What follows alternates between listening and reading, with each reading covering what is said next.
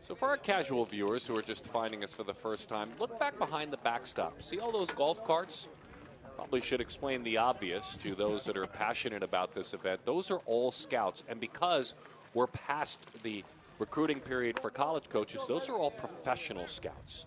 And so when you see a traffic jam that looks like where Danny lives in New York or where I grew up in Southern California of golf carts around a single game at a spring training complex, you know there's good players on that field. Fair enough?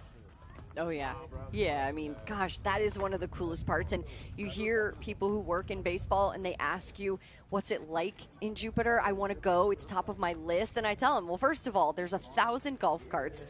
It's just a part of the protocol there. You drive around and go to different fields. But you know if there's a barrage of golf carts, that there's a pretty good chance that you've got some high-level players on that field, multiple high-level players on that field. Franklin is a South Carolina commit. He is from Charleston, top 50 catcher in the country. To me, he's kind of one of those keys to winning because you have your stars, and we've talked about them, your PG All-Americans, but a guy who's ranked in that 500 spot, that's your key to winning this event. You get a guy who, you know, again, he knows how good he is. Look, he's committed to go to South Carolina. Hello. But it's a guy a little lower in the rankings who goes off in an event like this. That's how you win. You win an event like Jupiter with the guys you don't always expect. I don't know, like Kike Hernandez. I'll give that example of the Dodgers. Sorry, Mets fans, to keep giving Dodgers examples. But again, guys you don't expect, and I think a guy like Franklin could be key for them to win it. I like it. Listen, I'll take it. That's true for that. I'm a fan of Franklin, by the way. So athletic kid, plays football in high school, chooses a school that's closer to home, looks up to his brother. One of them is in the Navy. He said one of the hardest workers that I know. His dad is someone who pushes him too. I'm a fan of that kid. Has a lot to like as Donovan Jeffrey doesn't wait around and lines it into left field for a base hit. They're going to test the arm out there in the execution of the Sparks. Run scores safely, hurrying on around. Big Mason Braun. And how about Donovan Jeffrey? First pitch that he sees, jumps on it, sends it into left field. The Select Festival athlete from 2021 at the 14U age group, and a 2025 a Miami commit, Donovan Jeffrey. Wow, the swing on him. I mean, he's opening up a little bit on it and able to launch it over into left field. The relay close, but there's some speed on the Canes. It feels like every guy's got a little bit of that power, a little bit of speed, as well as they're able to tack on another one as the inning rolls. Everett Johnson gets to hit again. And in any baseball game at any level, if you get to hit twice in an inning, that's a good start. 6-0, Canes lead it. Luke Menzik goes back to work, and that one is rolled to the right side. That one sneaks on through. One run for sure as it skips away. And an RBI with an opportunity to deliver. Everett Johnson now has been a big part of this inning, and it's just really feeling like this game's getting started, and it's 7-0.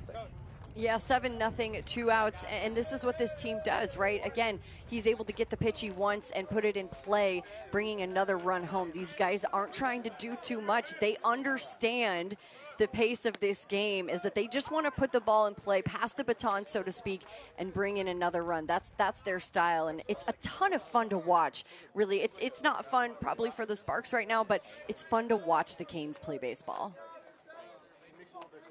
You see Everett Johnson moved all the way up to second as the throw was an errant throw, so runners on second and third. 7-0 the score. Here's Grady again. Grady hit by a pitch, scored on a wild pitch.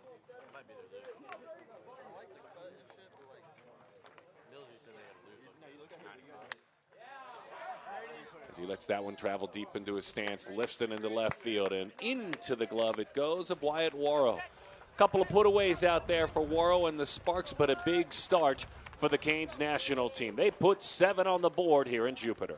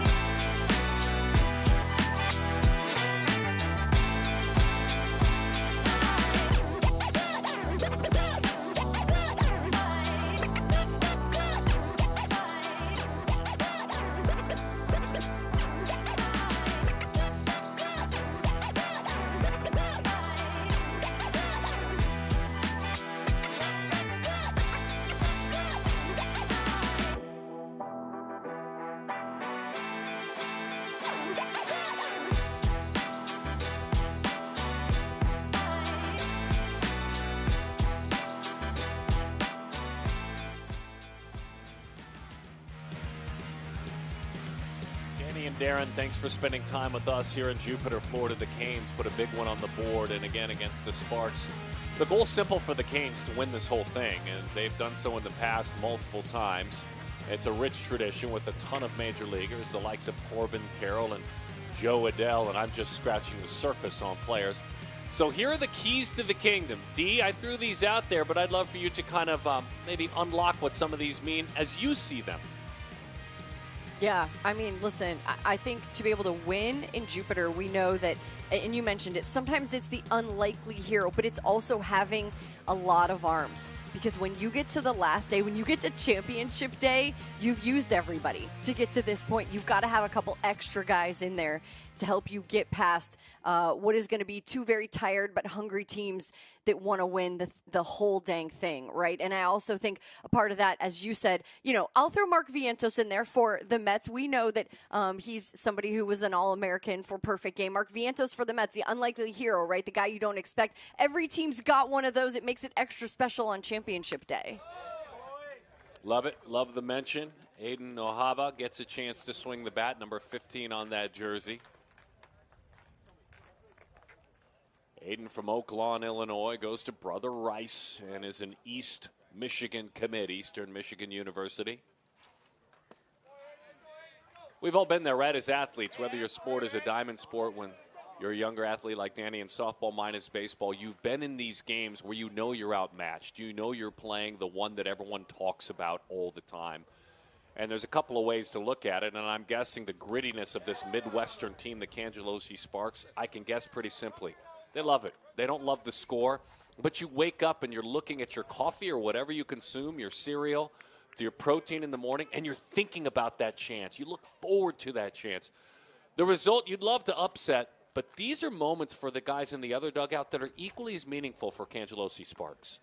Yeah, and listen, like these are guys that also know where they're at as there's a drop third strike tag out for the first of the frame. Like these guys know the scouts are here. And so first of all, the Canes are going to bring more scouts to their field, right? So more eyes on them, Check. Watching them play the game. Yep. Even if the score doesn't go their way, they can still make an impact on these scouts. Yeah, and that's an individual note. You can also remember, heck, I can remember as a college baseball player in a tiny college, trotting out onto the field in Stark Vegas in Starkville, and as some small NAIA school getting the chance to pitch against Mississippi State. I'm the son of a big leaguer, but yet I'll never forget that. And you have those moments where you know you're outmatched. You know who the big dogs are. And who, if you're good at what you do, doesn't love that chance, as that one's chopped out to short. Grady Emerson. Filippo Barada made a nice play in the outfield. Fires on a cross, gets Barada. Barada's a 20-25, a talented athlete, and has a really good metrics to peek at. It's around a 6'7", 60. Right quick out of the gates, you'll see it here, so good speed. Excited to see where he ends up finding a place to play. It is important. You mentioned it, Danny, for a guy like Filippo who is playing in this event, find a place to play. Yeah, and I mean, that's what's cool about this too, right, D, is that there are so many people who can now watch these games. Maybe they weren't able to make it down to Jupiter, that they can see these guys playing and take a look at them. I mean, the technology is incredible, and I know I've talked to college coaches and scouts who appreciate it so much. That pitch way inside and off the plate. Opportunity to watch Sean Cody hit now. UIC commit, so he'll go to school right there in beautiful Chicago, playing the Horizon League. The top 150 shortstop in the country in the class of 2025. Number 4 shortstop overall in Illinois. Some of the metrics good. Runs a 6'8", 60. Did that one 2 years ago. 90-mile-an-hour arm across the infield. Yeah, Mitchell's looked really good, by the way, D. I mean, the action you can see there, another punch out for him to end the frame. Like, that's a tough look, and he's done a really good job so far. 3 strikeouts as Danny's talking about the Texas commit. And a chance for him to flex as well in the fall here in Jupiter, Florida. World Bat Association World Championship.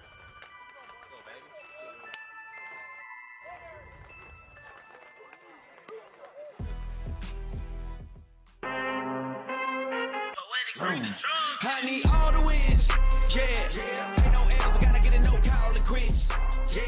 Gotta keep on moving no matter how hard it gets, yeah. Better move out the way, cause I'm coming with harder hits. My head is as hard as a brick, but I'm harder than all of this. You better move, you might get knocked out, knocked out.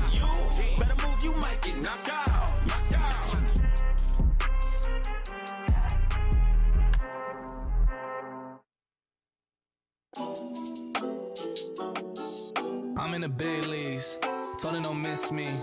Ballin' like Houston, ayy, feeling like Whitney. I gotta go, dawg. I'm riding the road, y'all. I think that I'm back in my bag now. So I need that go, y'all. Got hits when they throwin' the fastball. Too much that I've been through, so I put it all in that rear view. Clean money in a black whip. Got old problems with a friends new.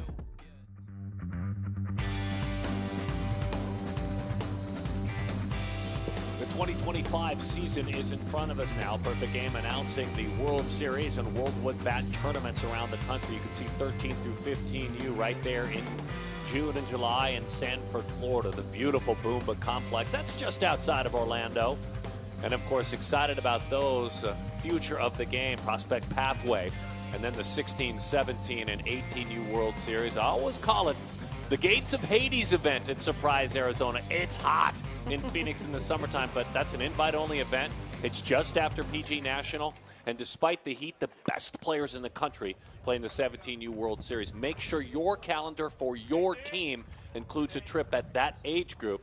As the 2020, good job by PG getting the schedule out early. The parent to me says thank you. I can make my plans now. The director of the travel team says thank you as we get a chance to watch Dean Moss hit. I was going to say, that's very organized. I love the organization. I wanted to add to so this summer, you know, we saw Dean, we saw his family at the ballpark and at the All-American Classic. You know, he's a Bay Area kid. He's a baseball fan, and he plays because of the Giants, because of those 3 World Series. Like, that's exactly why his family loves baseball. And so I brought Hunter Pence down to the field to meet Dean before the game because I was like, this is so cool. He has to meet a World Series hero, and it was really special to watch Dean and Hunter interact together. And I hope that maybe that continued to spark Dean's love for baseball. But I think it was cool for Hunter, too, to go meet Dean.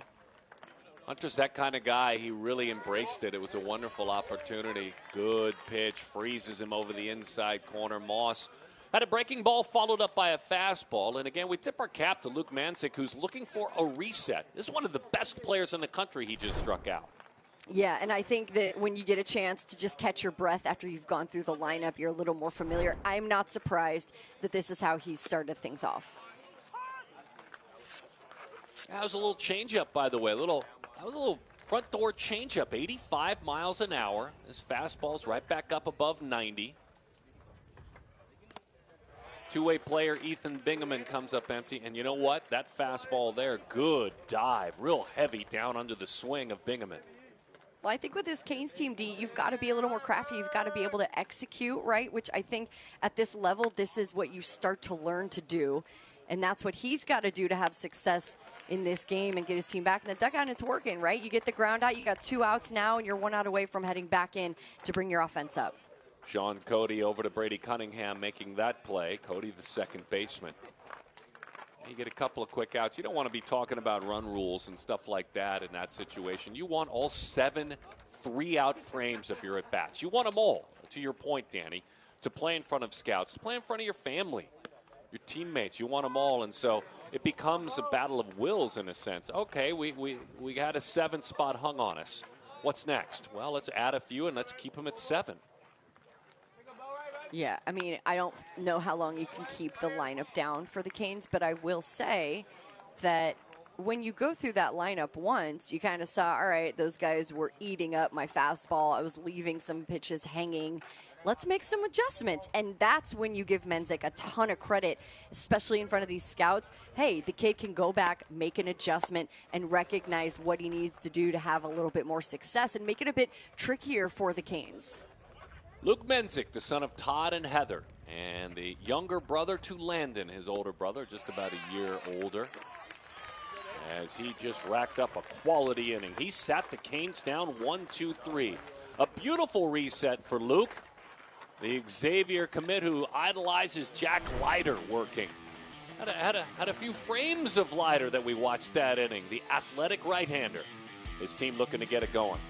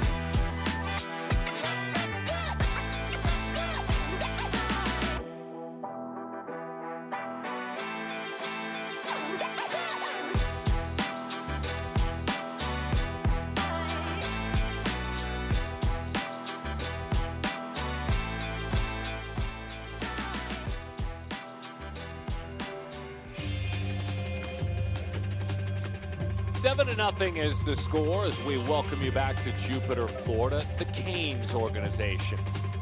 394 top 3 finishes in PG events. 152 times a Canes team has won a PG championship. And every single year there are PG All-Americans that put those Canes jerseys on. As this talented left-hander goes to work in Robert Mitchell. Fun names, Cole Irvin and Joe Adele that we've talked about. Lamont Wade Jr., Corbin Carroll, Joe Mantiply. I'm just kind of tick-tocking through the names. There are tons and tons of Canes big leaguers. Hey, how about I give you one Jackson Merrill, who is potentially and should win the National League Rookie of the Year with the San Diego Padres, playing in the Division Series, making a giant impact, one of the biggest bats in that lineup, and that kid's not even making close to big league money yet. That's a great alum, perfectly said, and that's kind of speaks to what the Canes value, and that's development, expectations, because Merrill has shocked the world. I mean, and for him that young to be such an impact player, they hadn't planned on that kind of impact from him at all.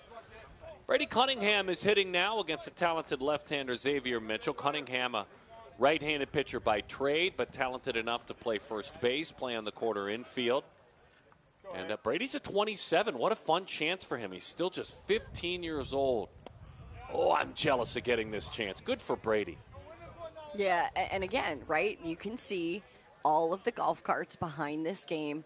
They're getting an extra good look at Brady, as you mentioned, D, younger in the class 2027. And he's facing a really good arm in Mitchell. Again, an uncomfortable look coming out of his arm, facing him. He's got the velo, but he's got to be able to command it, right? And good for Brady here to work that walk. Oh, that's fun as he trots to first base. We've seen him now. This is his 10th PG event. Again, he's at Brother Rice High School. And pitcher, corner infielder, Brady Cunningham. 2027. That's a sophomore drawing the walk. This is what the Sparks hope to do, kind of get comfortable, kind of get out of awe of their opponent. Maybe get a run or two as Cooper Nelson, undaunted, shoots it right back to the screen. Illinois native as well. And about 8 PG events we have seen him during his time. 2025, uncommitted, would love to open some eyes. Just turned 18 years old as he takes a strike over the inside corner. Yeah, when you look at who he's facing on the mound in Xavier Mitchell, Mitchell describes himself as an aggressive strike thrower. He's not afraid to go inside to a batter, which we've seen already. He's got a pro-ready curveball, he said, and a decent changeup. When you hear a kid say that, like, what comes to mind for you? A decent changeup? Just the way that he has described his self-scouting report. Yeah, it's funny because the changeup is probably better than that, but these young pitchers are fearful to throw it and speed up opponents' bats until they get to pro ball or college. I don't think he knows how good his changeup is, and I love that because, and we know this. You know it too. In high school, a changeup is a deadly pitch if you throw 90 plus. Because you speed up the bat of the opposing hitter. And by the way, I just to finish the thought, I said Nelson was uncommitted. My apologies. He's committed to Wisconsin Parkside. So congratulations on that opportunity. The Illinois native heading to Wisconsin Parkside. I love that. You know, you mentioned UIC earlier too. Like all of these schools, the way that college and that landscape is changing, all you got to do is get in. You got to get in. It's tough though when you got to go back to the bench, and Mitchell is able to dial it up and get that strikeout. Yeah, glove side fastball and just really pulled it the other way. He had gone 76 miles an hour with the breaking ball the pitch before and then zips it over the black. That's 92 on the inside corner at just about every single level that last pitch plays. Wyatt Worrell for the second time. Go ahead, D. No, jump in. Yeah, well, I was going to say, you know, Mitchell, the Texas commit right now, Jim Schlossnagel taking over that program. Max Wiener is the pitching coach there. And they were just in Omaha, so I got a chance to kind of see them and get to know them a little bit. They are going to be very excited to hopefully get this kid on campus and work with him. I think what they do with their program, and especially Max Wiener, like the that guy is so smart. Like, he's so smart. And I know he's excited about working at the college level. He was in Seattle's organization, but I think he does a great job with his pitching staffs. And so just kind of thinking ahead for Xavier Mitchell. Yeah, looking ahead to that, looking ahead to the future. Quick meeting on the mound. Jeff Petty, the head coach. Jason Mills, Greg Connor, Tim Lowry, the legendary Tim Lowry is part of that staff, and Drew Anderson. Those are the 5 coaches for the Canes, and so much success, so much history. As Worrell gets a chance to hit one more time. He singled first time up from Darien, Illinois, Downers Grove South High School. Nicole and Chris, his parents, and he's a big brother to Luke, who's 15 years old. Basketball player, too. Yeah, and he's a fan of the college game. He likes to watch college baseball. A lot of those guys, so impressive. He said they play loose, they have fun. And that's true. That is true. I think that the college game is kind of coming into its own right now. And again, I back to that, the point, like, you just got to get into college and make an impact. They'll find you. If you're good, they'll find you. Patiently sees that one sail outside. So Worrell, there's 2 walks in the inning from Mitchell in this 7-0 game. And this is exactly what the doctor ordered, reminding yourself, and these are old man things I'm about to say, but reminding yourself that they put on their spikes just like you. They had breakfast just like you. They're in a hotel just like you. They're the same as you. And I do think there's an off factor that comes in that probably inhibits teams that play the Canes. I mean, the lineup alone, I think it gives you a little bit of pause. If you're anybody, like, anybody is going to be like, dang, look at that lineup. But to your point, you get to come back for another inning and you've made some adjustments. I'm just impressed. Like, that's what this game is all about, and the Sparks have done it on both sides. Good pitch, dives down and away. Looked like he committed on that swing there. Runners on first and second. No balls and 2 strikes to count. Fastball at 90, curveball at 80, and the count is 0-2.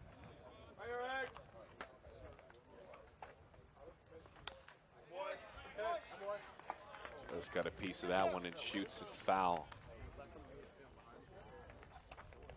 Robert Mitchell, Garland, Texas. Keisha and Robert, his parents, loves to compete. Was excited about the atmosphere in Austin. That's why he made that commitment. Gold medalist, USA Baseball gold medalist alum. You were talking about that aggressive strike thrower scouting report. I love that. He spikes that off-speed pitch into the dirt, and Noah Franklin steps up and keeps it right in front of him. Good block. Love that. I love the defense. I love, the aggressiveness for him. Keep that ball in front of him, and then pick his head up to check on the runners, right? Like, the catcher's doing 3 things at once. They're tracking the ball, they're watching the runners, and they're paying attention to the rest of the field in that moment. Enzo Infelice from New Lenox, Illinois. Enzo reached on a miscue back in the first inning. He looks at a fastball that sails up and away. And we saw Enzo a couple of years ago, so 2 years minus on the age chart, get up to the high 90s in exit velocity at a PG event. That was back in January of 23, my guess, an indoor event. Danny, you and I call so many, sorry to jump in quick, you and I call so many showcasey games and all-American type games. It's fun to see a traditional game. It's fun to see a pitcher facing a lineup the second and third time through. We don't see that as much in the heart of the summer. You and I don't anyway. No, and that's a great point, which is why I think the adjustments are awesome to see, right? You want to be able to know if the guy can come back in the box. Ooh, Enzo's going to wear that one and head down to first. He'll take it anyway, but that does not feel good. 90, 93 coming out of the hand of Mitchell. Whew.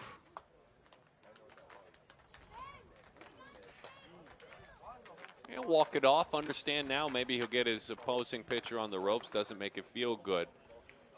Yeah, but I think for us it is fun. It's more traditional baseball. I saw yesterday at a couple of games. You see a pitcher facing a lineup for a third time. You see a pitcher going 5 or 6 innings in a game, which is currently, with all due respect, longer than the major leaguers pitch in the postseason. And it's fun. It's really fun. It's fun to see them learn to adjust. I think it's one of my favorite parts, right? You get back in the box. These guys won another hack at Mitchell. Zach Bava tries to duck below that pitch at 5'8", and making that strike zone smaller and smaller, and he does so, the gritty Zach. Like, they know how good he is. They know he's a Texas commit. They know his rank. They know all those things. And for them to get another hack and to make those adjustments now, right, they've got traffic on the bases and to get back. They're trying just one at a time, right? You don't have to do it all at once, just one at a time, and just be smart about the game that you're playing here, because the Canes on the other side, their defense is spectacular too. So it's just being smart in this moment. Zach's parents, as he takes that one low and in, Rob and Beth, and his sis is Grace. And you watch him take pitches, this is fun. How determined he is. His favorite player, Juan Soto. Loves watching his confidence, loves watching him take pitches. And Zach understands his strike zone. Look at him making him work. He squares the bunt. A little bit of gamesmanship there. That's an RBI for Zach. There's a run for the Sparks. What a great at bat. And dare I say, I think even Juan Soto would appreciate watching that at bat. Yeah, I mean, listen, Juan Soto's doing anything he can. So Bava bends down and kind of, gives him a little look, and he's able to draw the ball to bring in the run. And you're talking about, a big bat in this lineup who is willing to square around and try to draw that walk. That's smart. Eden Ohava. He struck out back in the second inning. He chases a pitch low and inside. I keep marveling at Franklin blocking breaking balls in the dirt, allowing Mitchell to have the confidence to spike them and get those swings. Yeah, those two have talked about that and being on the same page and trusting each other. That's something that's probably happened a lot for them. But for Noah Franklin, again, I said it right, athletic kid, somebody who plays football in high school. Like, he's got the body, he's able to move it quickly. The catching game is changing a lot, D. And he frames up that beautiful pitch. As Danny said, the catching game is evolving.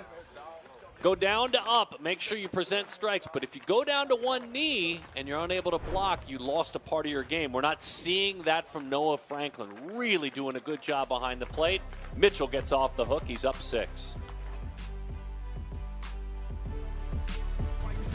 It's time to raise up, show that even when we don't turn the other cheek. I can show you how to be strong. Come on, follow me. Heard you looking for a hero. Well, look up.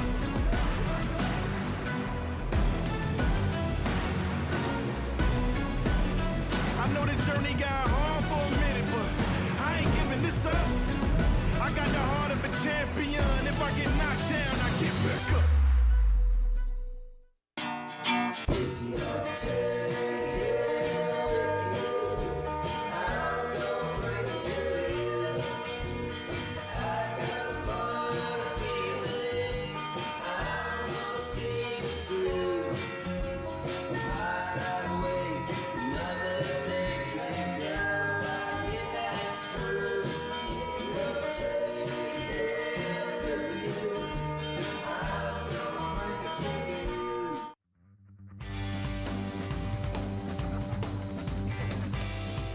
Danny Wexelman, Darren Sutton at Jupiter, Florida. And, of course, the Cangelosi Sparks team out of Illinois. And the steady work pulling it back together of Luke Menzik. You can see the patch on the right arm of all of the teams there. RJ3, Ryan Jeffers being honored there. And then on the other side, Connor Christian. These young men have had to grow up a little bit faster than they should, and that's the best way I know to say it. They lost their dear teammate, an Illinois commit, Ryan Jeffers, who sadly took his own life, and then Connor Christian, who was going into the Air Force, losing his life to brain cancer. So baseball seems kind of meaningless and small when you put that jersey on and you look to the left and the right. So, just reaching out and on campus there, Sarah getting that answer for us from the team. And so that's one of those things where it's a simple pause and a prayer, if that's the way you roll. And you think about the families of the Jeffers and the Christian family and the perspective it provides, Danny, for this Cangelosi Sparks group. Yeah, when you are playing with a heavy heart, you are playing with experiences like that. Baseball does seem kind of silly, but I also think it allows them to gain some perspective. And often when you talk to players who have gone through something like this or have had such horrible tragedies happen, they find a way to harness it and use it for good. They don't want to do that, but they often find a way to do that. Yeah, it just grows awareness for young athletes and their families, for the mind, the mental health, and the communication, and you know, the challenges that all young people go through. So it's A, I appreciate them sharing, most importantly, but B, that's heartbreaking as a parent, as someone who's old enough to have 22 to 27-year-old daughters, and that's heartbreaking to hear. So you're right. They channel it. They play out to honor their mates, and when good moments happen, especially, and sometimes bad, they may call out to their mates and, hey, guide me here. I need a little guidance. We miss you. On the ground, this is a chance to watch Mason Braun hit and a chance to watch the Sparks work defensively. That one skips free, though, and Braun is on. Nelson making the play, and Cunningham, he and Cunningham couldn't get together at first. Yeah, just hits it on the ground. It's got a couple of hops there, and he's able to field it. The ball, though, just popping out of the glove a little bit there. So now the Canes have a guy on. I'm interested to see, again, you come out, right, and you have a pretty clean second inning. It's a 1-2-3 for Mensick. Interested to see how he comes back in this one after his team was able to do that.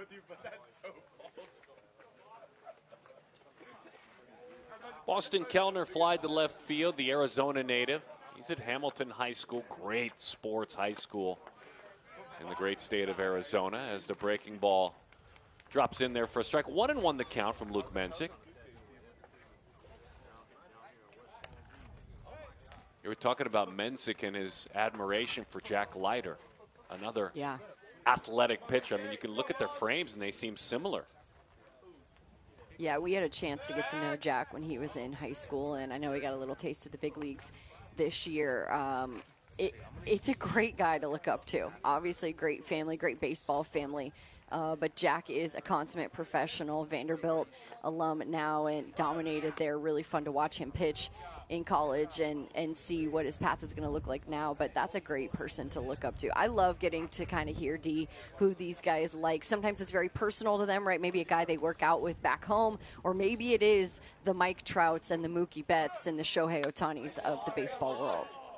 Hands to the zone quickly. That one's driven deep toward left field, and it's off the base of the wall. Boston Kellner leans on that one into second with the double for Boston.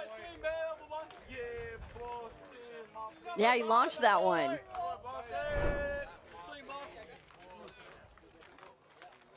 Gets his hands through quickly in the zone, just really missing as it bounces off the wall.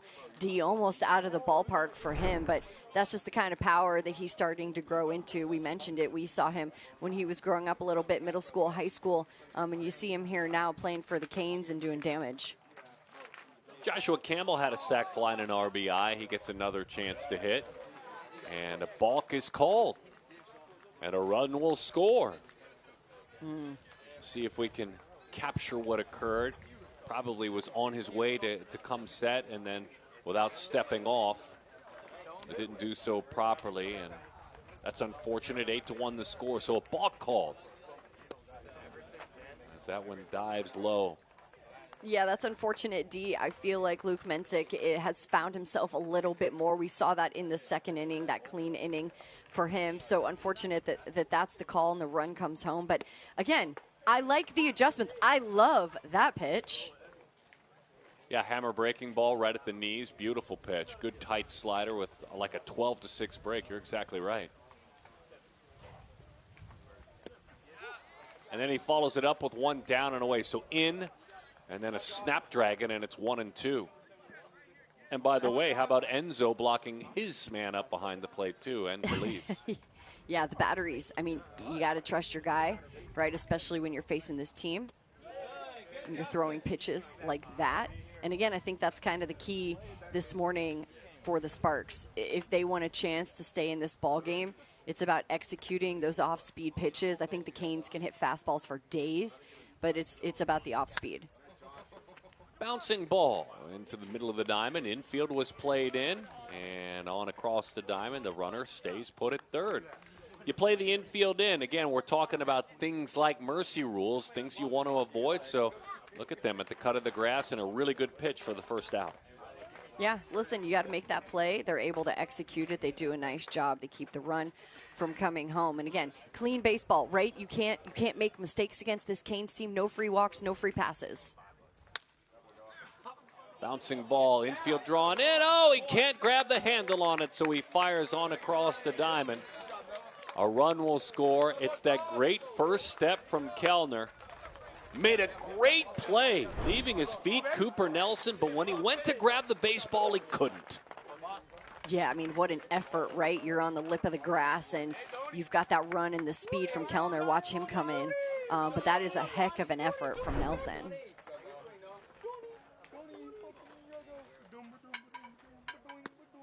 That pitch is up and away. Base is empty. 2 outs in the inning. Or check that, 1 out in the inning.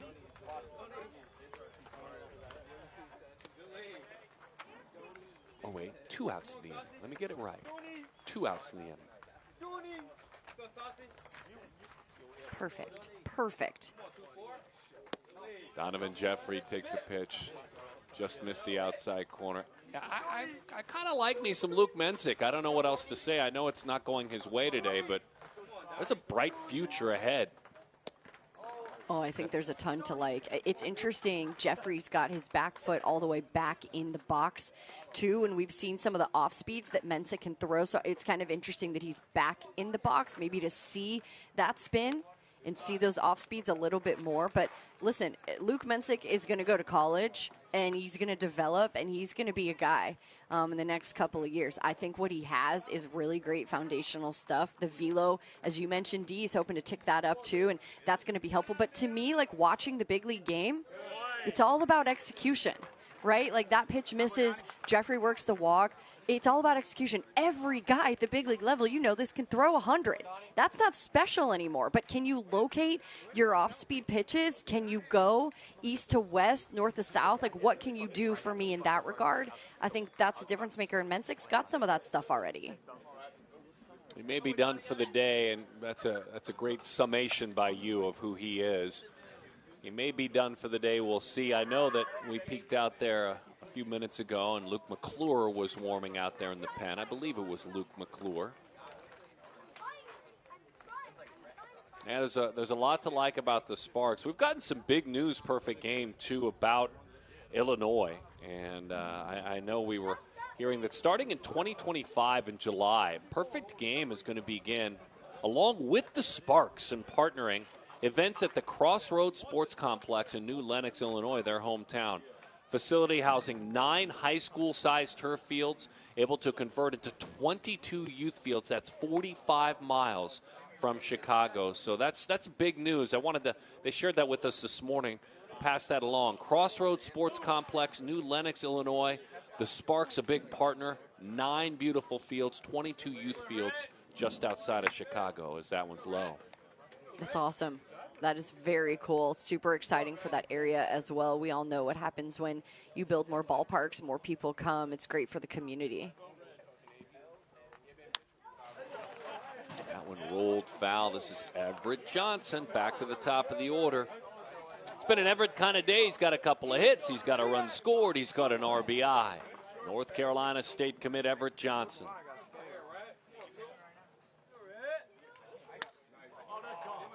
Whips that bat through the zone. Drives that one toward the alley, and of course an outfielder there to run it down. Beautiful swing and a nice bounce back from Luke Mensick. Barada makes the play out there, and a couple of ground ball outs. Nearly a run-saving score, but it's 8-1.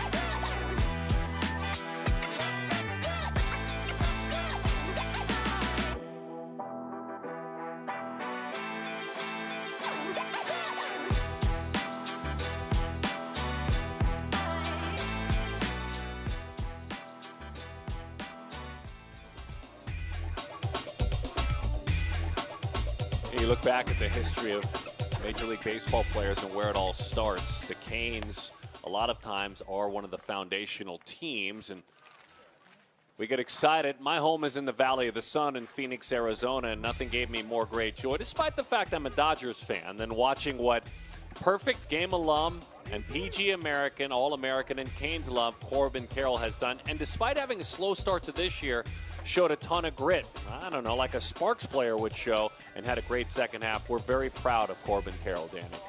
Yeah, man, Rookie of the Year last year, an All-Star nod. He got MVP votes this year towards the end of the year, helping push them towards the postseason. They were just short of getting in, had to wait and watch, but man, that kid is special. I think that he is a fan favorite. You and I know the level of play that he brings, and he did that with the Canes. I remember watching him in Jupiter. He is very, very special. And a new arm, and they're ready for that new arm. Barada lines that one towards center field. Didn't wait around to get to know Lawson McLeod. And who is Lawson McLeod? Well, let us tell you clearly. He's good. He's a very talented arm. He now is a junior playing up in this event. He's the #1 player in the state of Virginia in the class of 2026. He is an LSU commit. He's still just 16 years old, and he's 6 feet 6 inches tall and maybe still growing, Lawson McLeod. Oh, I have no doubt he's definitely still growing, which is awesome. I am sure that LSU is thrilled to have a guy like him with the height be committed to their program. So now we get a chance to see him come in and pitch in relief. He's got the lead. I mean, the big body you can see there, D, you can speak to this more than I can, but when you have a body like that, what's intimidating, I think, to the hitter is that when he finishes his stride, he is so close to the plate because he is so tall.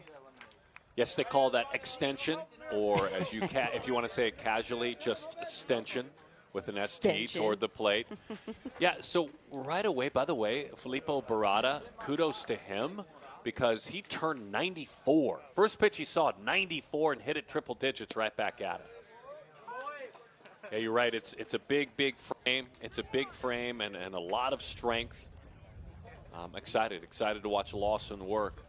And I love the fact that Trinity Episcopal High School in Richmond, Virginia, that he's still just 16 years old. Well, think about it too, right? What the Sparks saw with Xavier Mitchell, who started this game, right? He was coming in, his fastball sitting between 90 and 93. I think he touched 94 once or twice when he was facing Enzo. And now you're getting 94 mile per hour fastballs out of the jump from McLeod.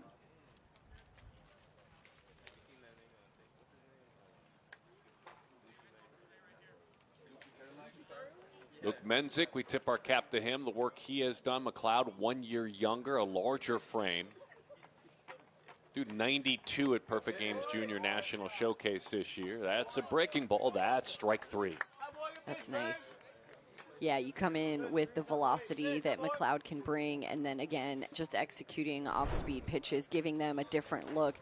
As you can see it here, I mean, yeah, that's going to be really tough to hit.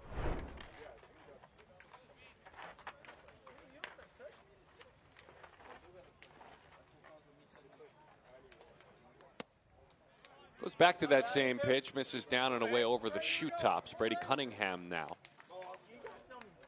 Cunningham reached and scored back in the 3rd inning, the lone run. Reached on a walk, has that uniform all dirtied up from spikes to helmet. And a late call of time as that one sails high and inside. This is the spring training home of the Marlins and the Cardinals. And when you talk about, if you're not a knowledgeable person about spring training, there are lots of backfields, like quads of backfields to allow the minor league teams to practice, the big league guys to get in extra work. So there's fields everywhere. Both teams, minimum, I think, 5 or 6 full major league fields, and Perfect Game uses all of them. All of them. And that's why, as that one missed just in, and we've seen it, Danny, that's why if you're a scout and you want to see player A on the Cardinals side, when you're watching player B on the Marlins side, you have to have a golf cart. So that's why so many golf carts. I mean, you could get your steps in, but it would be pretty painful, I think, after a really long day. I know the weather is gorgeous this week in Jupiter, not the typical weather that we get as you see the meeting on the mound coming out. I like this, a little break, right? That's a smart move from Noah Franklin to come out and just have a quick chat with Lawson McLeod. But gorgeous weather this week in Jupiter. The golf carts abound. And listen, it's just way more fun to drive a golf cart anyway. Of course it is. The steps thing, I agree with you. Love it. Trying to get more and more steps as I get older and older. I'm not getting any younger. I agree with you. I love that concept, but I don't want to miss a player if my job depends upon it. You would, because that's how far apart they are. How about that bolt over the inside corner? All kinds of giddy up. We're now up to 95 miles an hour now. McLeod up to 95 miles an hour. Big, big arm. This is fun. That one in, runner will take off as it skips into shallow center field. Tried to play it on a hop there, just unable to do so. Boston Kellner out there at second base. Right behind him, Grady Emerson. Yeah, and think about this too, D, right? So McLeod's in the class of 2026, LSU commit, and he's firing in 95 with the fastball, and then he can come back in low 80s with that curveball too. That's tough. That's a tough look. No matter who your team is and what the batter is, that's a really tough look. Time to calm down and get a hold of yourself quickly. I believe that's Jeff Petty out there. That's kind of a leader's conversation, investing in an athlete. If you're a fan of Major League Baseball, that's very similar to the manager trotting to the mound just to visit. You know it's serious when the manager trots out just to visit, not to make a move. Yeah, again, that staff, Jeff Petty, Jason Mills, Greg Connor, Tim Lowry, Drew Anderson. It's a lot of fun being around Jeff, isn't it? Yeah.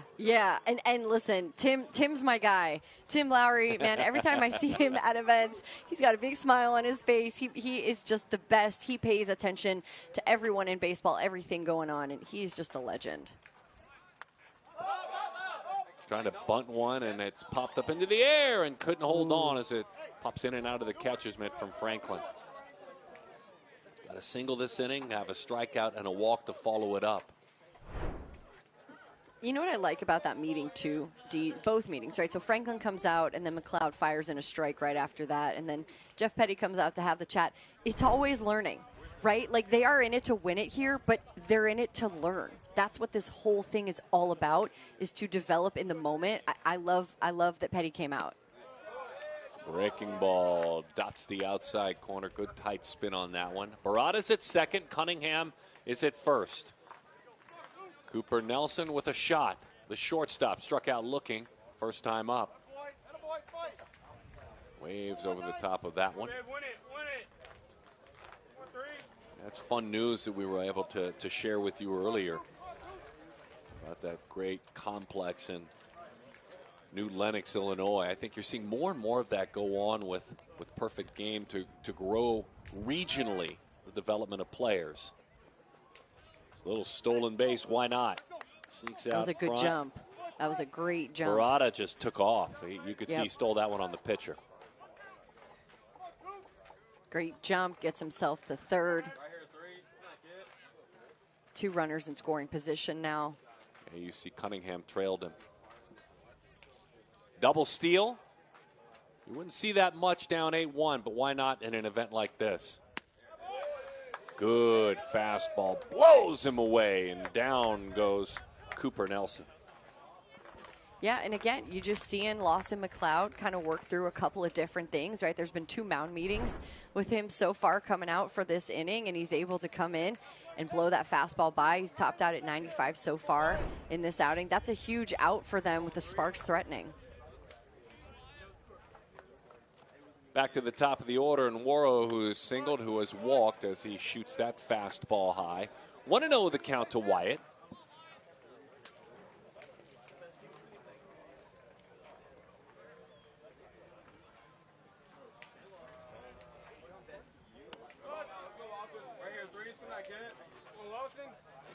Good I take like the on a scouting pitch low. report.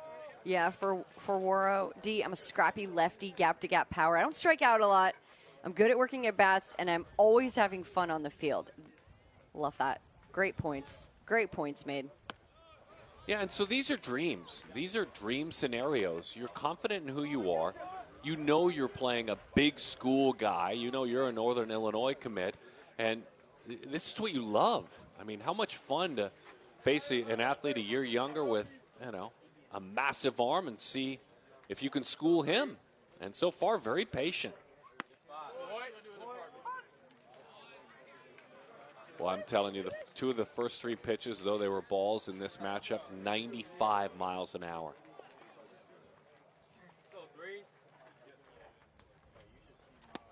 (3-1) from McLeod. Scrappy, patient, doesn't strike out much. Nice self-scouting report, very self-aware. Wyatt's on. Hey, by the way, on a day like this, he's been on 3 times already. It's awesome. It's the highlighter shoes for sure. I mean, those shoes have some extra steps in them. Oh, they don't match those uniforms, do they? They really don't match those uniforms. Here's Liam Marsic. Even better. Slider hits the outside corner. The ball 4 with the highlighter shoes on was taken, and it was 96 miles an hour. We're watching a moment velo-wise for sure. Big moment for this right-hander. Huge Great block. Noah Franklin. And again, I'll mention it. I'll just mention it because how are you thinking if you're the Canes? There is an 8 after 5 run rule. So you're thinking, okay, we need to keep it here, and we need to get 4 outs, and we may be able to be done. And you're absolutely knowing about that rule if you're the Sparks. No way do you want to let that happen. No. And again, you need to make McLeod work here, right? Like, the talent is off the charts, and the potential is as well. But make him work. You can see that he's missing a little bit. He's amped up. He's at 96. Like, he's amped up. He wants to help his team run rule and get back out to eating some hot dogs and hamburgers, you know, like, and get ready for the next game. He is clearly amped up. That's another great block behind the plate. So for the Sparks, you got to make this guy work. You have to make him throw strikes.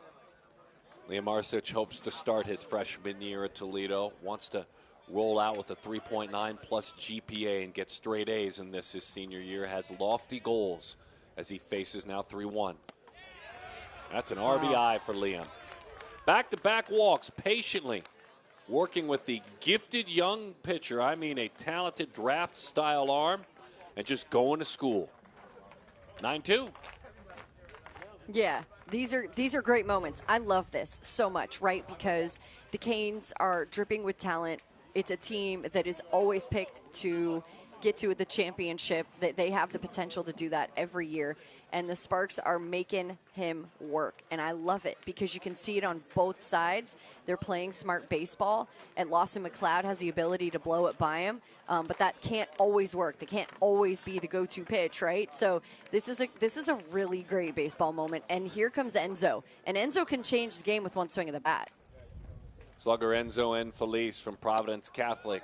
Breaking ball right back within himself. It's the outside corner. Good tight slider. 0-1 the count. 9-2 the score.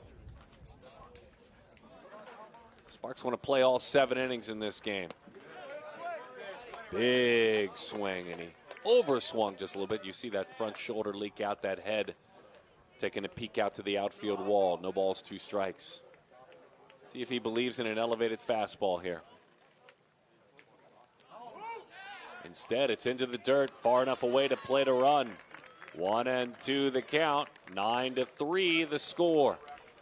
Noah Franklin D has done such a great job behind the plate, catching almost everything. He's been a brick wall back there. That one just spiked a little too hard. And again, good jump by the Sparks, right? Heads up base running, being ready to go, knowing that McLeod has done that. If I throw 96, I'm making him on 0-2 hit my fastball. Not center cut. Agreed. But I'm going to make him hit my fastball, especially on the backside of 2 breaking balls.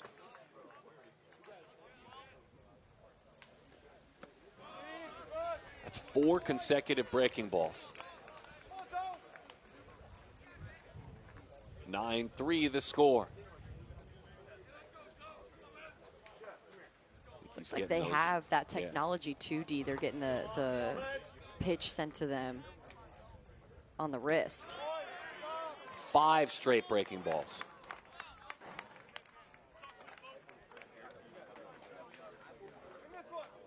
Base open, 3-2 the count. I like it. 9-3 the number. What, yeah, the quick Bo visit? Peterson. Bo Peterson's coming over. Yeah, I mean, listen, this is a young kid, right? He's 26. This is great. This is a great moment. His teammates picking him up and making sure he knows that he's supported. Just let him put the ball in play, my guy. You know, we've got your back. Every pitch was a breaking ball. In an inning in which he has touched 96 miles an hour, every pitch was a breaking ball. Ball 4. What do you think goes into that? Why do you think they pulled that? Well, he's got a good one. He's got a good one. They respect Enzo, certainly.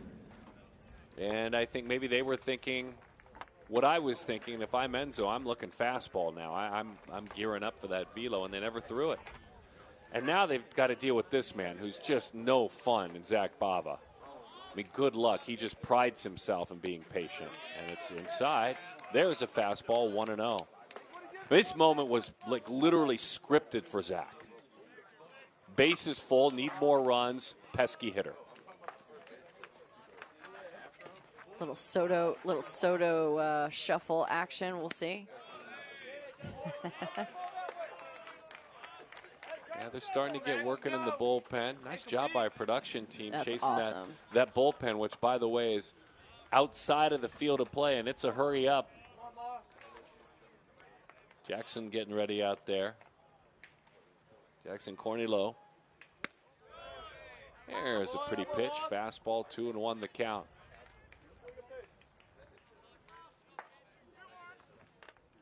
Nine 3, Canes lead it. Day 2, Jupiter. The Sparks putting up a fight. Way high and inside. It's 3-1. How does this inning feel if it ends with the Sparks within 3 or 4? Well, they've been smart. They've been really smart at the plate. I've been very impressed with the at-bats. Bava's the guy. Yeah. Takes outside on the corner, 3-2 the count. So if he hits a grand slam, I'm still up 9-7. I'm middle fastball here. No way am I throwing anything else. Fouled that off at home plate. He did split the plate with a fastball. Looked like it got a piece of Franklin on the foul. Yeah. Like I agree with you, though. Make him beat you, right? Like, your fastball is a weapon.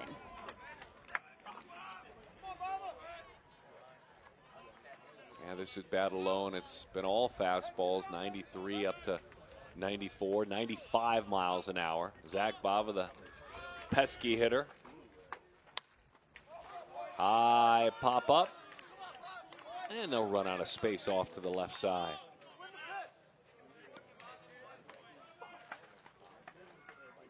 This event's so unique in the sense of small bleachers on each side of each field, similar to what you'd see at a high school field. Then the golf carts. Families usually sit in the bleachers. Golf carts are reserved for scouts. And college coaches, unfortunately, outside of the recruiting window, usually fill golf carts as well. 3-2. That's high. That's Zach. That's ball 4. Look at that reaction. Wow, wow, wow. I mean, you have to be impressed with the Sparks right now, what they've been able to do in this inning alone, right? The first inning, not in their favor. Second inning, not able to get anything going. But go back to Mensick, right? Mensick keeping them in this game, keeping it to just those 7 runs to start, then 2 in the third, and now here they are working amazing at bats to get back 9-4.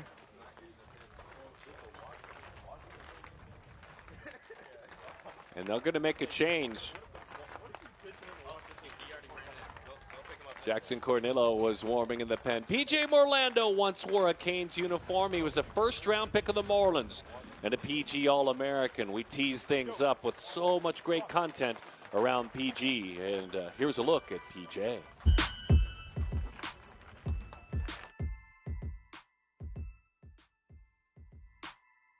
Awesome. that first ball. round like we anticipated coming into the year.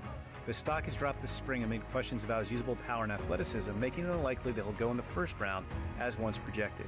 I mean, this game fires me up. You know, this is my life. I truly believe that God placed me here to glorify his name while playing baseball. With the 16th pick of the 2024 MLB Draft, the Miami Marlins select.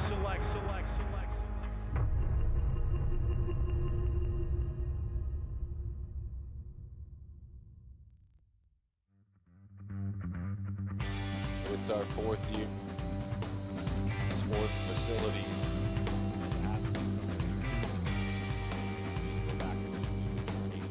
Draft day. You can see this year, Dante Nori out of Michigan, Blake Larson, White Sox pick. Canes alone, 3 guys inside the top 70. Yeah, you look at those names, you look at the alum that have come through this organization, and listen, there is something very special and I think very deliberate about what the Canes do, and it's why they are a top travel program, and it's why that they have alums littered throughout the big leagues right now, and it's why the guys come back and they love being a part of the organization and talk about the organization because of how special it is and the development they do. You're watching it in this game, right? You're watching Jeff Petty come out and talk to his 2026 guy, and they're going to pass the ball and hope they can keep it in this game, but the Canes are special. Talented Canadian and an Oklahoma commit, 6 feet 6 inches tall.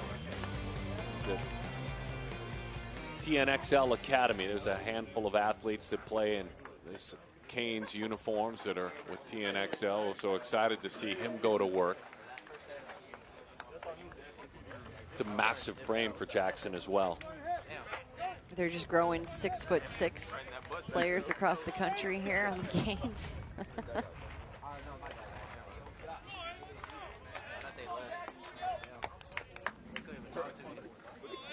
This has been a real fun turn of events, and that's the best way to say it. I mean, to see what these Sparks have done.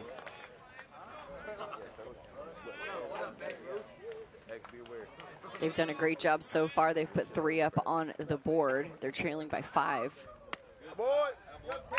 Goes right to work with a fastball that hits the inside corner.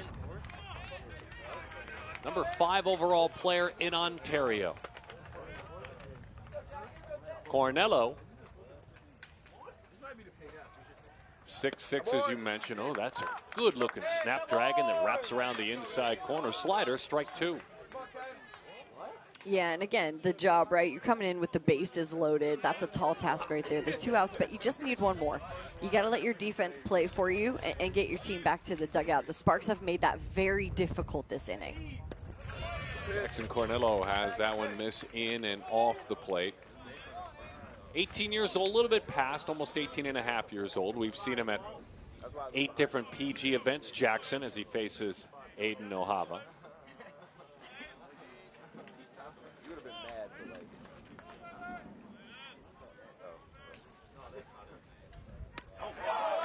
One, two, blew him away with the fastball inside. The moment not too big for this right-hander, the Canadian, who's headed to pitch for Oklahoma. He leaves the bases loaded. But the Sparks make it big. 3 runs in the inning. They've made it a game. Run rule, Sutton. Who's talking about a run rule? We'll play in all 7, so watch us.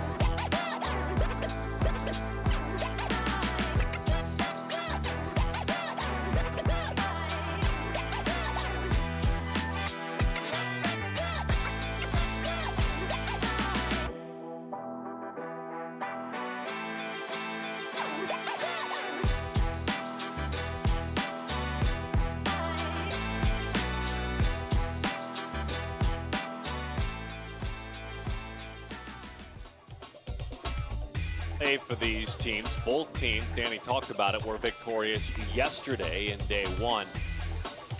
And all 18 pool winners, pools of 4 by the way, will advance. Here's the key though, play well even if you do drop a game, make a statement, and you may be a wild card, because along with the 18 pool winners, there are 14 wild cards. So for a team like the Sparks, you know, even if you don't scrap and win this game, you remember, you turn the heads on what you did. If you win your next game, maybe you get an at-large bid. So we'll see. And this is where your keys come in, D, right? How deep is your pen, so to speak? How many arms do you have? How much length can they give you? That's the key to Jupiter here. You got to have next guy up mentality, but what can your pen do for you? What can Luke McClure do for you? He comes into work, outfielder and a left-handed pitcher. First pitch onto the ground, and he handles Grady Emerson. And again, you're looking to put a quick 0 up because your offense is finding itself. Tip of the cap to Luke Menzik and who he is as a pitcher. McClure, the Wright State commit. He'll play in the Horizon League. Outfielder, pitcher. I covered Wright State in the regional, I think it was 2 years ago. They've got a great program.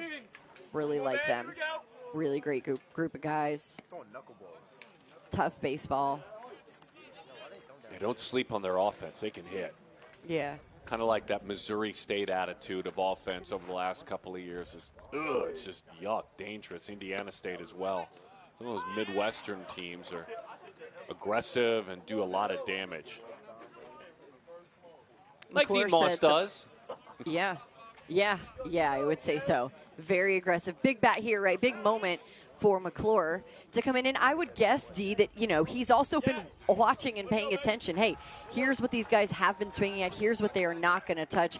How am I going to be able to come in and get the meat of the order out? That's what happened back in the second. Menzik settled in and got 3, 4, 5. That's where we're at now in the lineup with Dean Moss. But I like McClure. I like what he shared with us. He said he wants to drop his 60 down. He wants to throw 95 across the infield. He wants to get drafted out of high school. Moss rolls that one foul up the first base line. Well, certainly stranger things have happened because there is a massive amount of athleticism here. I mean, you talk about getting a 60 low. He's ran a 6'2" in the past. Why not have that goal? Because all you have to be is ready in July of 2025. It can start right now. And some of the metrics that we've seen from McClure, who has only played a handful of PG events, travel ball events, something like this Cangelosi Sparks opportunity, is a good chance. At a 471 on base in that Colonel's Foundation Championship, which is an event at beautiful Prospect Meadows in Marion, Iowa. It's a qualifier, and they won that championship, the Colonel's Foundation Championship, did the Sparks, and he played a big part in it, all-tournament team member. Pretty good that's pitch. A heck of a pitch. Just missed the inside corner. Dean Moss is on. Now, here's your own challenge if you're the Canes. I'm going to crawl inside their head. One more time, D. Yeah, I mean, that's just missing. Dean Moss to take that pitch. Incredible patience he just displayed. That doesn't miss by much. Here's your challenge, and you be honest with yourself. We understand that we are being battled and grinded, but we want a run rule. We want to be able to, you know, make that statement. Should we get beaten along the way, we want to make sure on our resume we've got a run rule. So you need some runs. You got to go to work. You got to score 3 this inning. Get those back. Well, they've got the big bat in Ethan Bingaman, who is back at the plate. You mentioned D, two-way guy. His bat's been impactful, but what I appreciate the most about him is that he's not trying to do too much. That's the key to the Canes. They're not trying to swing it out of the park. They're just trying to move the next guy over. Bingaman rips that one down the left field line to the corner. That one goes, and off the base of the wall, Ethan Bingaman, and a nice play made out there because he tracked it down Worrell. He's been good. Right up against that wall, he crushed it, but the ballpark held it. My favorite thing is I say here he's not trying to hit out of the park, and then he is swinging and just missing. Left field had a lot of action today, and Worrell's done a nice job out there with the balls that he has been able to handle.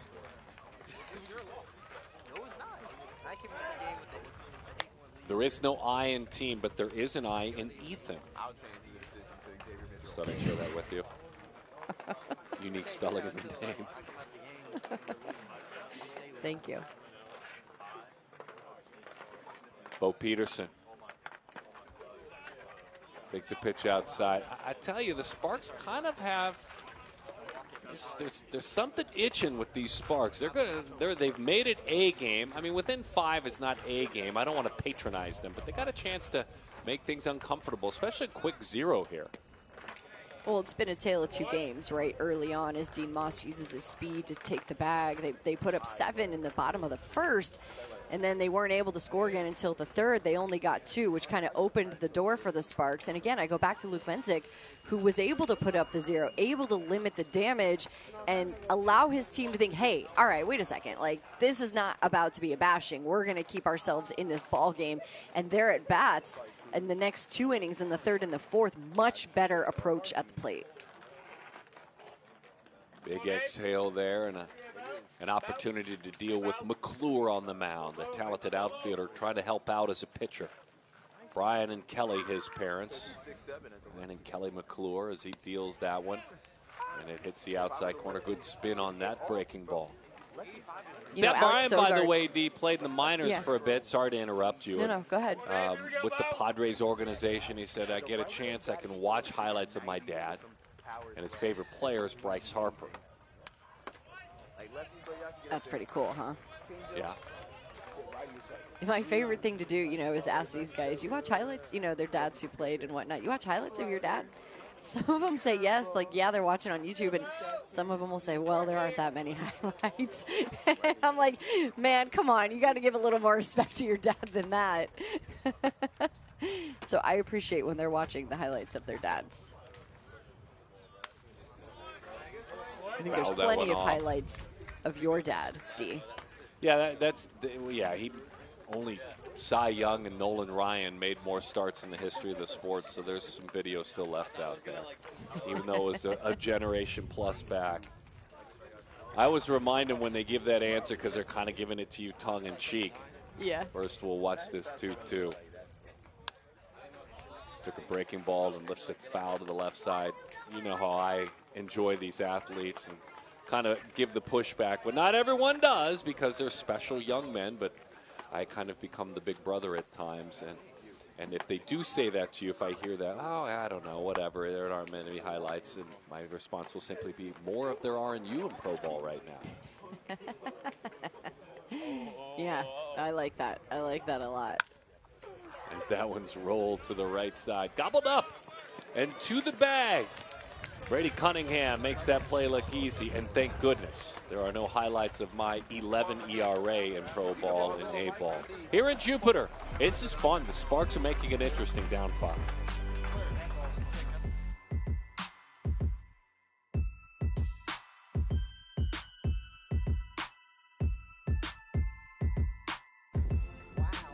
feels brand new. That's crazy. I feel no pain, nothing. That's like crazy. Zero pain, 0. Yo, that's crazy, dude. Like, I can't feel my traps anymore because they've been going and they're super loose now. But my legs, it almost feels like somebody's just like, pump, pump, pump. It feels like you're getting a massage, free massage. Choose my pros, no better way to go. The weather is warm and it's the perfect time of year to cook outside. Loco Smart Temp griddles provide precise and controllable griddle surface temperatures ranging from 250 degrees all the way up to a sear setting. The cooking temperature always stays exactly where you set it, so your meal always comes out just right. Cultivating great experiences is part of our DNA, and everyone has a seat at our table, so pull up a chair. Cook faster and party longer with Loco cookers. Well, it's kind of go time for the Sparks, down 5 and starting to make a movement. They're trailing by a score of 9-4. Danny Wexelman, Darren Sutton in Jupiter, Florida. And we knew they'd be a gritty and successful team. Their history is impressive. Dealing with the elements of the Midwest in the wintertime. And to be fair, there are plenty, and I mean plenty, of Canes players from the Northeast and from the Midwest, so they deal with those same elements. But there's an attitude for this Sparks team, and that kind of, you know, that Midwestern grit has been fun to watch it flex. Look, we were just talking about a program like Wright State at the college level. This is how they kind of represent the travel ball level, the Sparks. Yeah, I was saying, so I got to cover Wright State in that regional. Alex Sogard, the head coach of that program, that's their style, and that's what you're seeing right here littered throughout this team. They worked their at-bats in the third, and then in the fourth, similar to that, you know, just putting the ball in play, not trying to do too much, and lead off your team. They have made much better decisions at the plate after the first and second when they were shut out, D, and this looks like a different team. Yeah, Bovada base hits in his last couple of at-bats. He scored a run last inning. Just past the outstretched glove. A Boston Kellner in here. They come again. Let me redo this math. He's a 67? Yeah, he didn't. I didn't face him. 9, 1 Oh, wait, yeah. Big swing coming up empty. Sparks making a change here, a pinch hitter. This is Davis Colley. Davis gets the call. Bradley commit. Big, strong slugger. He's 6'3", 190, you can see, from Sycamore, Illinois.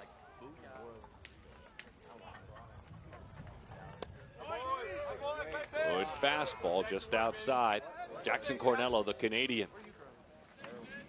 I like the frame attempt from Noah Franklin behind the plate. We were talking a little bit about catcher styles, and it's been a hot topic in the postseason, D, with the knee down and bringing the ball up, bringing that glove up to frame for the umpire. You can see Franklin there with the one knee down. Colley takes load outside, 2-1 the count. Colley, the son of Trevor and Denise.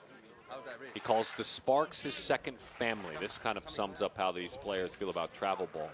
He said, every coach and player have changed my life from the beginning. I wouldn't trade my time for the Sparks for anything in the world. Well, Sparks family, you're doing a heck of a job if that's the kind of answer that a young man shares just on his smartphone. You get it right back. Get it right back.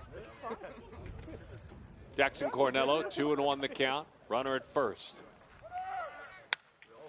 Good fastball, but it's driven down the left field line toward the corner. That one goes, and that baseball well struck. Pretty approach. And love the confidence for Jackson. Look, this program's made him confident. He paid them back with that swing. Yeah, that is a really pretty swing. Again, going with the pitch, right? Not trying to really do too much in that regard, and it ends up bringing in,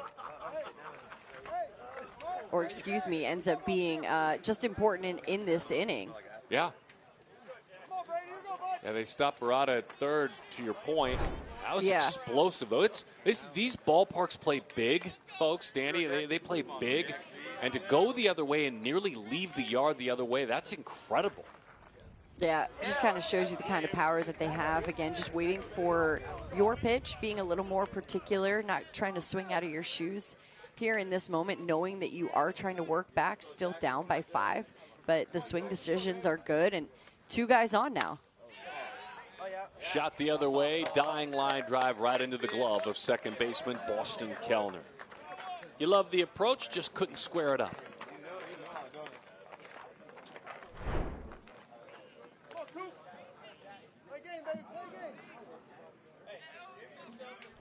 Good positioning there, right? Just being in the right place and securing that ball. It's all about playing really clean baseball to this point now, I think, for the Canes, because the Sparks have found their bats.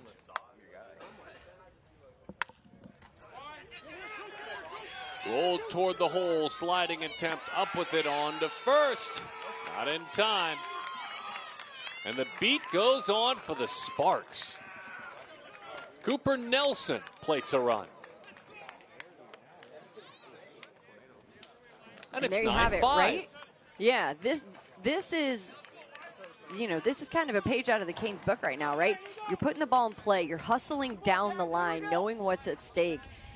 bringing in another run here. I mean, this is textbook type baseball, and we go back to the highlighter shoes here. I mean, we know what they did. They've done a lot of walking. They've been on the bases a lot, you can see, and it's just been for Waro, not only in the field, but at the plate, he's been really impressive, and he has the chance now with runners on the corners.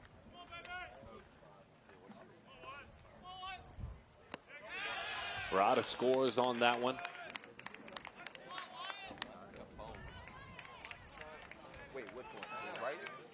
Cody out there running. Came on to run right away for Cooper Nelson, so they use his wheels and re-enter him. 9-5 the score. 1 out in the inning. Fastball jumps low and outside. So the fastball's a good one, just to go back to that point of the pure stuff. This is another pitcher in Cornello who has been up to 95 miles an hour this inning, let alone throughout his journey. But 95, he threw a pitch to Colley. It's the pitch, give Colley credit, that he took nearly out of here the other way. It was 95 miles an hour and 106 the opposite field going the other way. When I'm like doing like rotational stuff, like I'll go Yeah, you mentioned it. He was playing early in September at the WWBA Florida qualifier. Cornello was at 91. He was ranging 90 to 91 as well, being consistent with that slider, dropping about 10 miles an hour. And it gives you a different look from the other arms that you've seen from the Canes here. But again, the Sparks have, I don't know that, they were maybe sleepwalking through those first 2 innings, but you just have to credit the pitching for limiting the Canes, right, and allowing the Sparks to stay in this ball game and to give them another look. Let them have another chance against Mitchell, which they did a good job in the second time around, and now they're just kind of, they look like themselves right now. Runners on second and third.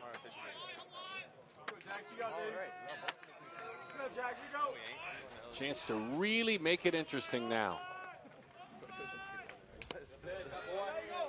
At the inside corner, 3-1 the count.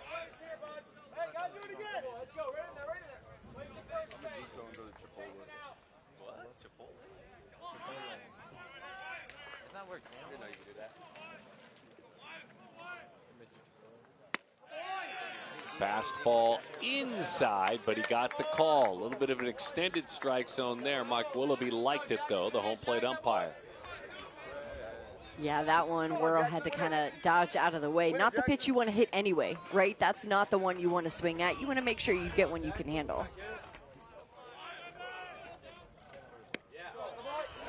Just missed outside. That's ball 4. So the inside corner's open for business, but that one outside and off the plate.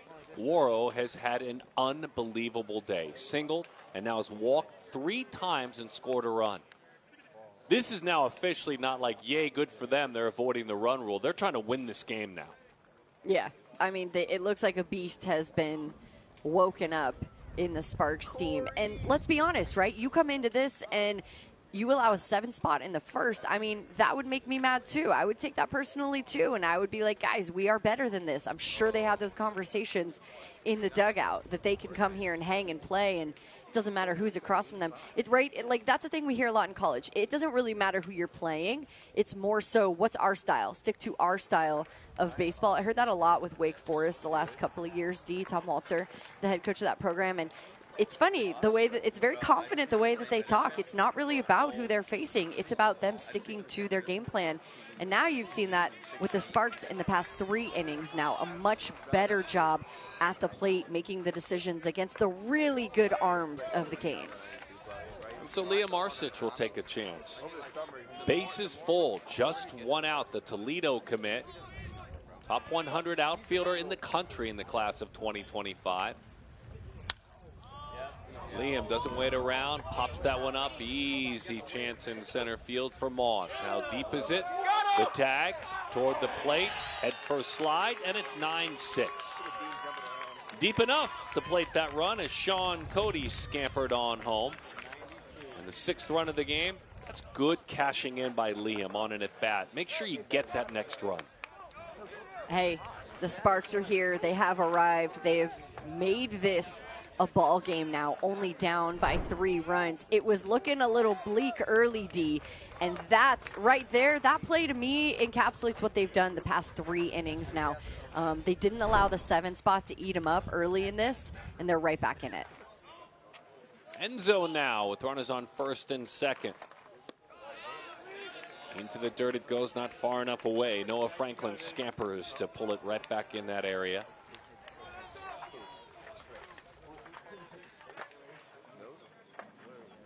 Infelice hit by a pitch and walked. We are playing with a time limit, and it's about fresh innings starting after the next inning, so we may see unfortunately, the coach turned into a pumpkin for the Cangelosi Sparks about 10 minutes away. Meantime, on the ground out toward short, Grady Emerson, the #1 player in the class of 26, turns it into an out. We'll see how quickly this next half inning goes at about 10 minutes. You know the Sparks would love one more chance to swing the bat. Keep them right there. They're down 3. What a great game.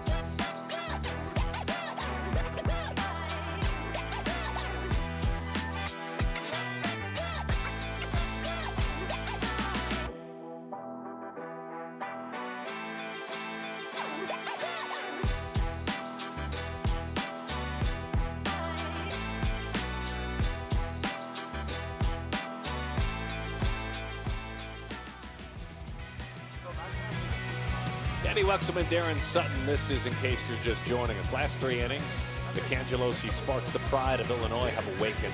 Luke Menzik, though he allowed a lofty 7 runs in the first, there were miscues. He was a bit wild, and he really showed great stuff. It's going to be a bright future for Menzik.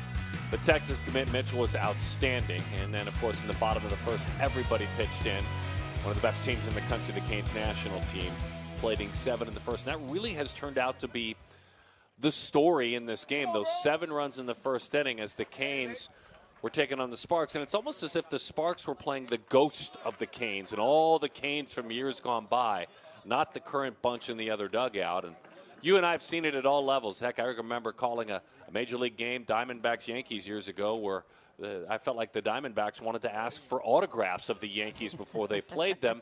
And then by game number 3 in the series, they beat them. And they realized, as we said, there were similar players as they were. Well, I think that was an advantage for the Canes as Mason Braun hits.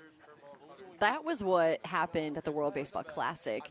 Team Japan, Shohei Ohtani said to his teammates, he said, listen, we're playing Team USA, but you can't look across and idolize these guys right now. You've got to look across and see them as your opponents and that you want to beat them as bad as anybody. You can't look at them and think, oh, wow, they're the superstars of Major League Baseball. So maybe that is a case here, but you have to give a ton of credit to the Sparks and their pitching staff, right, limiting the damage of the Canes. If not for that 7 spot, this would be a much different ball game because the Sparks staff has settled in. McClure in particular, getting the ball and shutting down the Canes offense is not an easy thing to do, right? We know what Mason Braun is capable of. Every guy in the Canes lineup is capable of putting the ball in play, hitting it hard. But this is a totally different ball game now. Well summed up, Mason Braun as he takes high. That's ball 4. Where are we at with Braun pounding his chest? I love that as he takes a big inhale. A lot of times you'll see hitters try and center themselves, close their eyes. He starts down that road and then goes kind of Hulk Hogan-ish and pounds his chest. I like both. Yeah, I'm a fan. I don't know the backstory behind that. We'll have to ask him about it, but I would guess that is him settling in. But also a little intimidating, right? It's a little crazy looking, and anything to give you an edge. Yeah, Braun, a talented athlete, a PG-10 grade as it pertains to the scouting grades. Boston Kellner. What a fun athlete he is, playing all over the diamond. He's another 10 grade. on the PG Scout scale. What have we seen Boston do that's fun? How about at the National Showcase this past year, exit velocity indoors off a tee of 101 miles an hour? How about throwing 98 miles an hour from the outfield? And how about running a 6.5 60, despite the fact that this is 210 pounds of muscle? So he's a fun player, and I've enjoyed my years with, he's local to me because I live in Arizona, watching Boston Kellner play. Yeah, I mean, listen, you can obviously see the development. There's still a lot to go as well, but to be a part of this program, to be someone who's been recognized from a really young age of having a ton of potential and a lot of talent, obviously, and that's coming to fruition now. The son of Carrie and Bob Kellner, as Boston lifts that one to the right side. Mom played college softball, Wisconsin-Eau Claire. I'm guessing, and I'm remembering that's D3. I'm guessing that's where Carrie met Bob because he played college baseball at Wisconsin-Eau Claire. And then the growth of the Kellner family ensued. When we got to cover Boston when he was 14, just missing that one, he told us that his older brother Cal has been someone who's inspired him, how great of a ball player he was. He said, I remember going to his games when I was a little kid and saying, I want to be better than him by that age. But he said his brother Cal's always helped him through his years of baseball, whether giving him an inspiring speech or coaching the game. So pretty special to have a family like that. Kellner skies that one right side. Barada. And trickling back just off the dirt is Cody, and it's the second baseman Cody with Barada backing him up right behind, first out of the inning. I'm a Kellner guy. I'm going to go ahead on out there. He played hockey, he played golf, now playing baseball. Sign me up for Kellner. He shared with us, and I don't have the follow-up to this, but his brother Callie said had a 4.0 GPA in high school, was pursuing medical school. It's pretty cool. Joshua Campbell now. The Michigan commit. Takes a fastball a little bit high. So this will be the last half inning. So we tip our caps to the Sparks. They have gone past the time limit. We watched these Canes get a chance to swing the bat. And what they did, Danny, especially if you put a 0 up here and you finish down 3, understanding that you gave 2 innings away to fight back, you maybe earned yourself a chance with a win tomorrow. You got to win tomorrow of a wild card berth. Yeah, again, that's going to come down, I think, to the arms that they have left. That's a nice pitch, painting on the outside part of the plate, by the way. The arms that they have left, and, I think probably a little bit of a learning moment here is trying to limit that damage in the first because of the time limit. To the right side. Beautiful piece of hitting. Josh Campbell shows himself again. Joshua with the base hit into right field. The Michigan commit out of Bloomfield Hills. It's advanced, right? Again, we talk a lot about going with the pitch, the bat-to-ball skills, and not trying to pull it. That's for me, D, I think an advanced way to look at it, and a really impressive at-bat by him. So wait, the Cangelosi Sparks tomorrow take on Knights Baseball 18U. And so that's their challenge. That, of course, is the same travel team that produced Connor Griffin. So it's a Louisiana-based team, Knights Baseball 18U. And let me add a little bow on that. So the Canes beat Knights Nation yesterday 8-2. So if the Sparks can put up a game like this against Knights Nation, I think that, I think it's going to be a very competitive game tomorrow. To your point, that win could prove the difference for them down the stretch. Intimate look at Noah Franklin. We know what the big league shows are doing on TBS and Fox, but that's our RF camera, and we're very proud of it as we can head on to the field. Love that. Love that our boss, Jimmy Jenks, approved the budget for an RF camera. Thanks, Jimmy. As that pitch missed up and away from the left-hander. Of course, RF, I mean, it's a technical term. It stands for really fun camera. I didn't know if you folks knew that in the industry. And did they call the game right then and there? Yeah, they called it right then and there. Right at the time, at 38 after. One of my favorite parts of the day, by the way, we're seeing the locks of Franklin, those blonde locks that he has added to his I like look. him. I like him. So here you go. Canes 2-0. Sparks make a statement. We know that. They need to beat Knights tomorrow, and then they wait. They wait for a chance to chase a championship. First up, Danny, my question about the Canes. What were your thoughts about what you've seen from the Canes national team today? Just a single glimpse. The depth of the lineup is terrifying, 1 through 9, to get the job done. And they've got a lot of arms that they're not afraid to use. And the Cangelosi Sparks, our friends from Illinois. Yeah, don't sleep on them. Don't sleep on them at all. They had to maybe wake up a little bit in this game, and once they did, you really saw the depth of what they can do. Impressive the way they worked at bats against 95 and 96 miles per hour, plus the off-speed stuff from the Canes. So this is a dangerous team. Don't let them get hot. Good stuff, Danny Wexelman, our entire production team. Megan producing wonderfully, and Brian back in California cutting these pictures. We really have enjoyed being able to be a part of it. And we're not done. Hang with us later this afternoon. We'll play a game on this beautiful Field 6. We'll let everyone on our team catch their breath, and then we'll get back to work.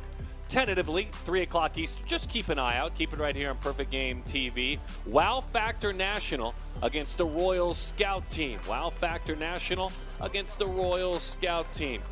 Good squad, that Canes team. Understatement of the day, but the Cangelosi Sparks, let PG's partner with them on big events coming up in 25. Some big momentum for that Sparks program with the rich history. Jupiter is alive and well and kicking on day 2. Go ahead and visit perfectgame.org to check in on all the scores. She's Danny, I'm Darren, and you must love amateur baseball. We'll see you in a couple of hours.